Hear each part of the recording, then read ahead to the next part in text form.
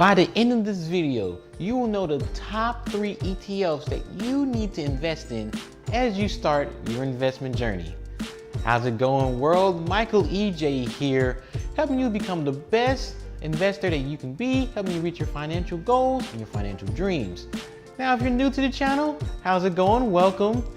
On this channel, we're offering different stock market tips and tricks to help you be different in the market. Don't be like every other investor, but learn to be a little bit different, because the difference will lead to more outperformance for you in the long term.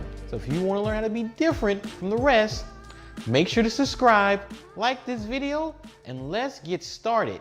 Now, for all of you that do not know, ETFs or exchange traded funds are a great way, arguably the best way to get started in investing in the stock market. Why? Because you invest in essentially one security, and that one security holds hundreds, if not thousands, of stocks. And it's not like a mutual fund where you have to worry about NAV and paying in and out and how much it costs to get in, how much it costs to get out. No, this freely trades on the stock market like a typical stock. So the exchange traded funds are a pool of investments that are based off a certain characteristic or criteria, mainly tracking an index. So somebody puts an index together, they create an ETF to track it. Now, these 3 ETFs I'm going to mention are a little bit different. You can go with a simple S&P 500 ETF to get started. Everybody will recommend that. I'm giving you ETFs that you need to also dig deeper under. Like actually look at the holdings and why the ETF is holding certain stocks, why they're holding this versus not. And once you understand that helps you get to the next level of actually analyzing companies and why certain stock pickers like certain companies. So once you get to that level, that's when you really start to grow as an investor. So the top 3 that help you reach that goal, get to the next level, I'm going to start with the Billionaire Index ETF, ticker IBLN. Now, this is really good because it's an index that essentially tracks all the top investors that are billionaires. What are they holding? Their top 30 large cap stocks. Now, in that list, of course, is Warren Buffett, but there's other people in that list too, including Julian Robertson and Ray Dalio, David Tepper, Bill Ackman, David Einhorn, Carl Icahn. You got all these different investors. And one thing that will be interesting is that you start reading about those investors. You start reading about their styles, and you realize that Warren Buffett is not the only one. There's a lot of different other investors. And this is at least an ETF that so far has kept up with the market, and I think has the potential to beat the market over the long term, as well as you can see why are these certain billionaires holding these certain stocks. It's a great way to get started. You learn from the best. That's my mantra here. You learn from the best in order to be the best. Take that a step further. Number 2 ETF, sorry about that, is GVIP, the Goldman Sachs VIP list. To me, this is actually my favorite. I love this list. There's some interesting stocks in there. Now, the whole premise of the Goldman Sachs VIP list is they're looking at all of the fundamental hedge funds out there, mainly equity long short hedge funds. If you want to learn more about that, I have a video covering how you can implement your own equity long short strategy to protect yourself from the downside.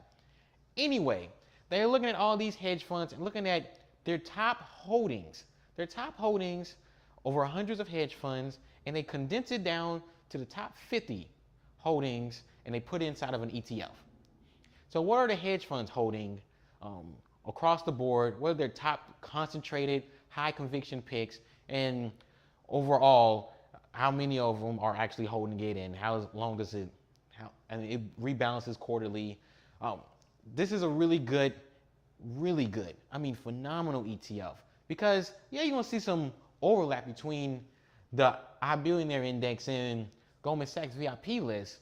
But what's more interesting is the holdings that aren't overlapping.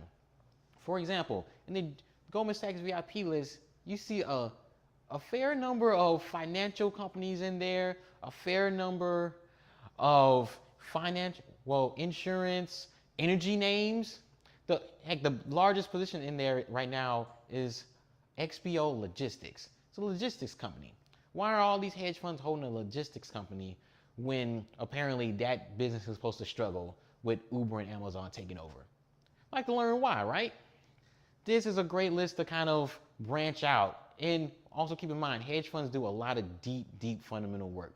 Don't sleep on them just because the returns don't look like they should compared to the rest of the market.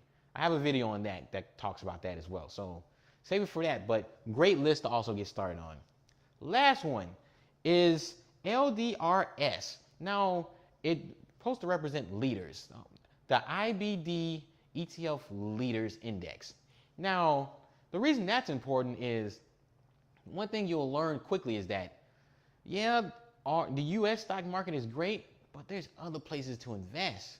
There are so many other places to invest that actually are doing so much better than the US, and it's tough to really do fundamental work there.